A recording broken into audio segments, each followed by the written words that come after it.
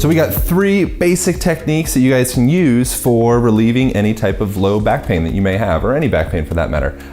Only tools that would be of potential benefit would be a band, which there's a link for that below, and let's get started. So we're gonna start off and we're just gonna break into what's called a constructive rest position, which is a really common practice done in different forms of yoga, different forms of physical therapy. So all you're gonna need for this would be like a couch or anything to raise your legs up a little bit. And I'm gonna actually even put a pillow to raise my legs up a little higher because I'm awkwardly tall. And we're gonna bring our feet up onto the couch like so.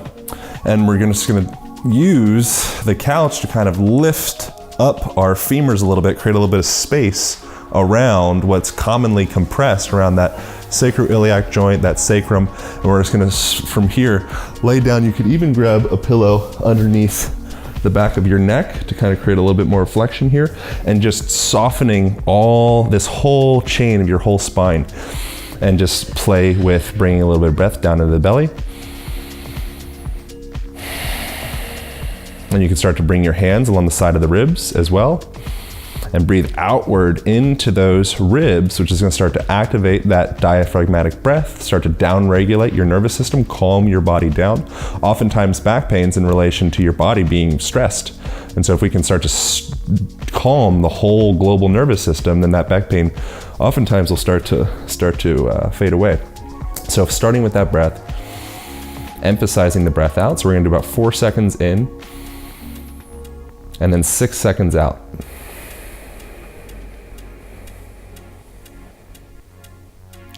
And you're gonna do that for just 3 cycles. So calming the whole nervous system, creating some space in that sacrum and that SI area. And then from here, once you start to feel that length happening around the lower back, you can even start to play with engaging, resetting the lower abdominal muscles. So you're gonna actually press your hands, or press your knees against your hands. Hold that for about 5 seconds. 4, 3, 2, 1, and then from here you might feel like some little pops and cracks in your back. That's great. And then from here you're going to press your hands on the outsides of your legs, and you're going to press out. Abduction is what this is called in fancy speak. So press out, hold that 5 seconds. 4, 3, 2, 1, and then same thing on the inside. So pressing in, 4, 3, 2, 1. And what we're doing is we're creating this little tensional force around the pelvis and around that sacrum, where we're kind of, the potential is to reset any type of imbalances that may have been happening there. From there, you're gonna stand here. Actually, we're gonna keep laying down. And so you're just gonna go into a little spinal twist. So what that's gonna look like is you lay on a couch or yoga mat, or I recommend going out in the grass, actually, go outside. And you're just gonna twist bring your hips over to the right to start. And then you're gonna bring your knees up to your chest. And then you're gonna slowly, boop, like an egg, just lay over to the side. And then you're going to start to allow this thoracic spine, thoracic being this part of the vertebra, you're gonna start to twist over. The reason I say thoracic, or this part of your vertebra, is I don't want you to put a lot of stress in the lower back, because that's where a lot of people actually are experiencing like disc herniations and various different issues. So you wanna keep that stress, that twist happening more through this part of the spine. And then same thing, breathing. So 4 seconds in. See if you can make it so that your shoulder is getting pretty darn close to connecting with the ground. You could even you could bring a pillow underneath your legs if that shoulder can't come all the way down. That's totally fine. And just 3 breaths from this position as well. And you could reach the arm out to the side if your couch isn't in the way, and then you can turn your head out to the side as well, and creating this whole global stretch all the way up through the cervical spine, all the way down into the sacrum. So we're trying to kind of connect this chain of our body, our feet up, out into our hands. And then you can do the same thing, opposite side. You're gonna press that booty out to the left side now, and then bring your legs up like an egg, poof, over to the side, and same action as before.